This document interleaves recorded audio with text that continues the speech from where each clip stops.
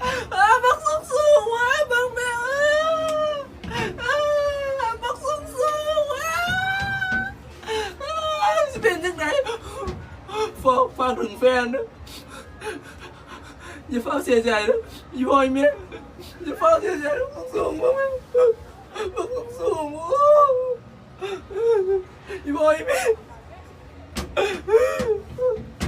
สูงไม่สูงวะแฟนไม่ต้องเสียใจนะสบายดีทุกคนมื้อนี้เนาะก้อยก็มาที่สวนแห่งความฝันอยู่แถวห้องค่าเนาะอันนี้เป็นสวนสนุกเปิดใหม่นี่เป็นครั้งแรกของก้อยนะที่มาที่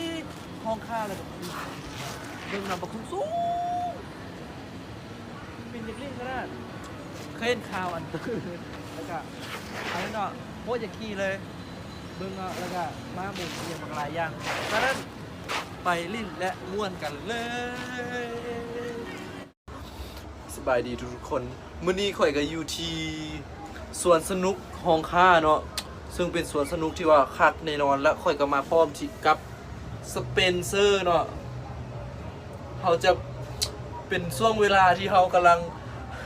คิดว่าสิเฮ็ดยังดีแบบตอนนี้เนาะก็บ่ฮู้ว่าตัวเองสิรอดหรือบ่รอดเนี่ยแบบโอ้โคตรสูงเลยตอนนี้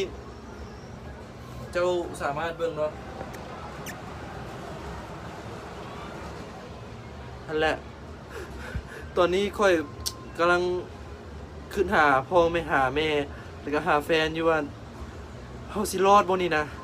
แต่จังได๋มาลิ้นให้มันม่วนเนาะโคตรท้าทายเลยเนาะตอนนี้เนาะเบิ่งหน้าตาค่อยดีหน้าจืดหน้าเหลืองหมดเลยทางสเปนเซอร์เองก็ภาวนาคือกันโอ้ยอยากเจอผู้นั้นเด้ประมาณนี้แต่ค่อยกันเป็นเด้ถ้าค่อยลงไปว่าได้ก็เอิ้น1623 6124ค่อยเด้อหิวข้าว